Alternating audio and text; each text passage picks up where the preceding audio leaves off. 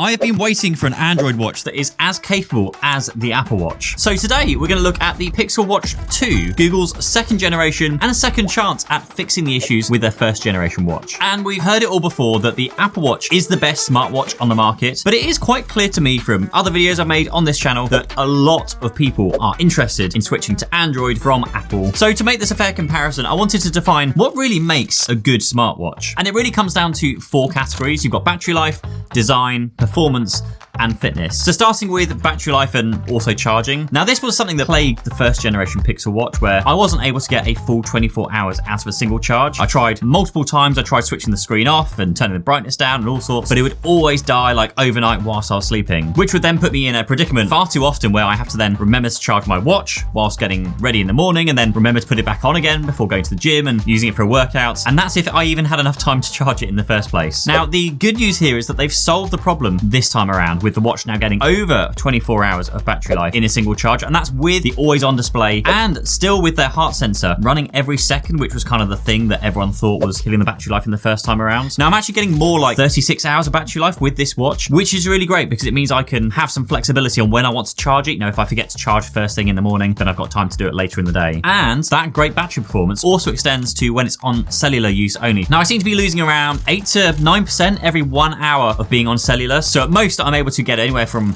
10 to maybe 12 hours of pure cellular use from the watch, which is actually really, really good. It's enough for me to like leave for work in the morning, forget your phone, do a full day at work, and then come home and then pick your phone up again. Something that was only really possible if you used a Garmin with like their insane 20+ day battery life, or the Apple Watch Ultra that I managed to get a full 24 hours on LTE, you know, on cellular usage as well. And the charging is also pretty rapid too on the Pixel Watch. You get 12 hours of charge in just 30 minutes for charging, and that is using their new charging puck, which in itself is quite a frustrating charger because it's not just these 4 pins. You have to line them up in the correct position. So every time I try and do this every day, it involves a few seconds of like faffing around before remembering or getting it in the right direction. Also, I don't quite understand why between like Apple and Samsung and Google and Garmin, like every watch seems to have its own specific charger. I kind of wish everyone would just adopt one charging standard and stick with it like we've finally done with USB-C across, you know, all phones now. Okay, so battery, let's go from 1 through 10. Every one is 12 hours of battery life. So the Pixel scores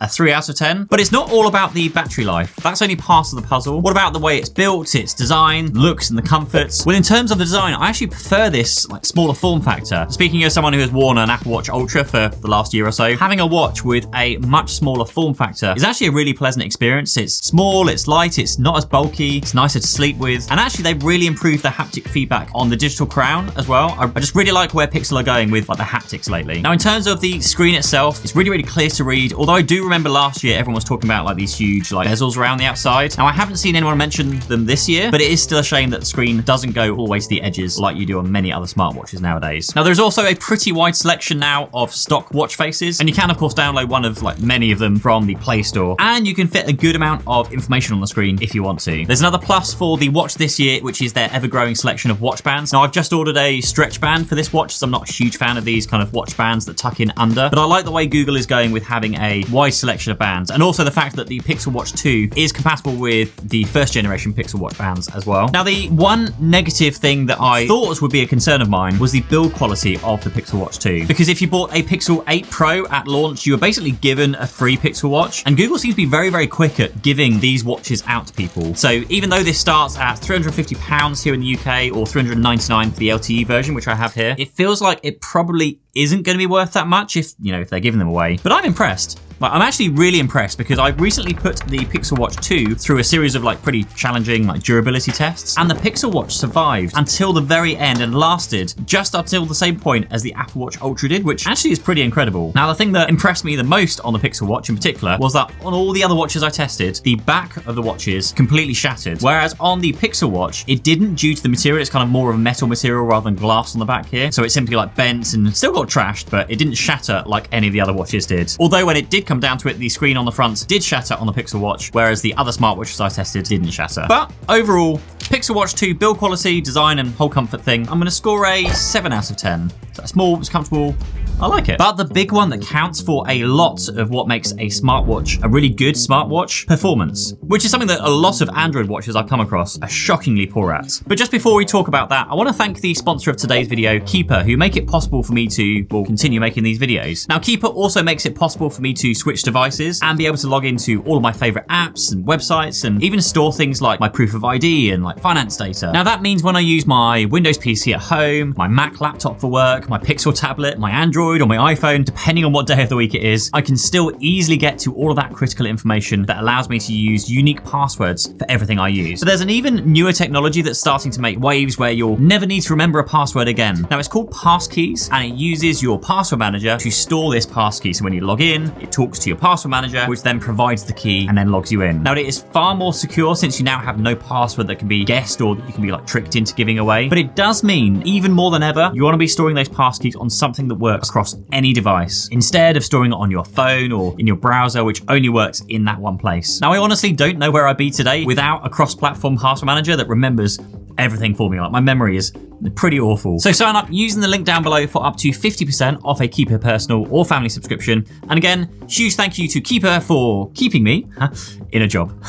Thanks so much. So to begin with, in terms of performance, we are talking about the general speed of use, how quick it is to navigate around and use the watch in general. Because the typical use case for, well, any watch is that you don't really use it 80 to 90% of the time. And when you do interact with it, it's usually only for a few seconds at a time, like checking the time, starting a timer or a workout, using the voice assistant, whatever it might be. And the Pixel Watch is actually not that bad. In fact, I don't really have anything bad to say about the Pixel Watch, which surprised even myself. Now, not once have I had the interface lag or slow down or just take too long to do something. Swipe gestures also work pretty well. It's not the fastest thing ever. It could be a little bit more responsive, but I wouldn't call it slow. Now, they also seem to have nailed small things in the UI that make an Apple Watch just so easy to use, which is actually something that Samsung have failed, in my eyes, quite a few times to do, where you have to swipe exactly like horizontally to get the watch to do something for you. So swiping left or right at just the slightest angle on a Galaxy Watch won't do anything, but they've got that down on the Pixel Watch. You can kind of swipe in from an angle and that still works. Now, notifications also come through quickly. They're easy to interact with, easy to respond to. And we've also got the new safety check-ins and the medical ID features, which are really nice additions to see on the Pixel Watch 2. Now, the safety check-in feature in particular, for those of you who are walking home alone, like late at night, you can basically set a timer for how long until you need to check in. And if you don't, then it will share your location and contact your emergency contacts and dial the emergency services. So it's great to see Google taking steps towards looking after us. Now, you also get the Google Assistant here on the watch, which brings the best voice assistant within easy reach. Now, it's better than Siri by a long shot, and it's contextually aware, so you don't need to continually repeat yourself. Couple of minor annoyances though. If I sit here and say,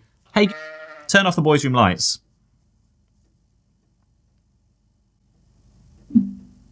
Sorry, it looks like the boys' room TV isn't available right now. Turn on the boys' room lights.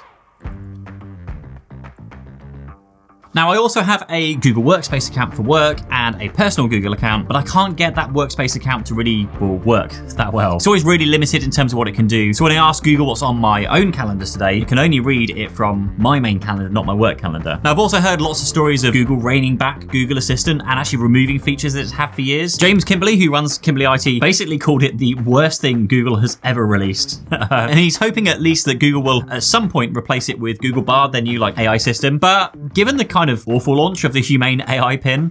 How much protein?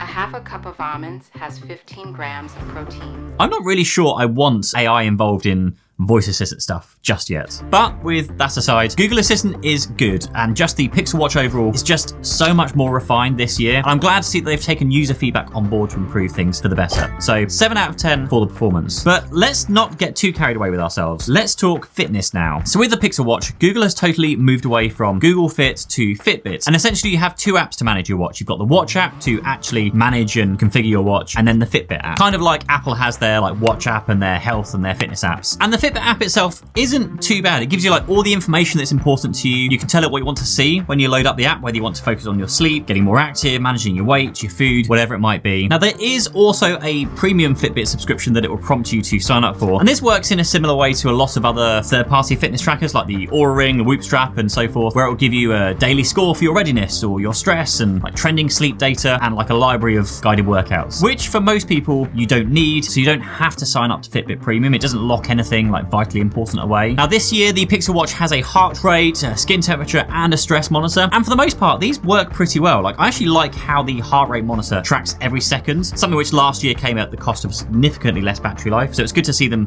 fixing that one this year. Now, what this means is that if you're doing a HIIT workout, or perhaps want to track really closely to a certain heart zone when you're training, you'll be able to do this more accurately than most other smartwatches, which don't take readings as often as the Pixel Watch does. Now, I also found the Pixel Watch auto detecting workouts to be pretty good, like going on a walk or a run, and it will pick up and start the workout from near enough when you actually started your workout. Now, this works well for me since my health insurance gives me free drinks and loads of discounts when I actually do certain workouts each week. So I've been able to collect more points when wearing this watch. But the only thing that I still get frustrated with on the Pixel Watch, actually, is two things. Now, firstly, the swim workout does nothing except track the time, even though it has a setting to set the length of the pool, so you'd think you'll be able to track the number of lengths I swam. But outside of this, the available metrics you can show during a workout are really quite limited in comparison to really any other smartwatch or fitness tracker. Now, considering the partnership with Fitbit here, it's kind of disappointing. But to be fair, it will do the job for most people, and quite accurately at that. But if you want a smartwatch that's also a good fitness watch, like depending on the type of activities you're doing, you might want to try one out before you commit to actually buying one. So I'm going to score 5 out of 10 for fitness overall with Pixel Watch 2. But as to whether it is a good watch for fitness, I'd argue for most people who are interested in a smartwatch, not a fitness watch, then this actually checks all of the boxes, unless you're a swimmer, but that's kind of point aside. The Pixel Watch this year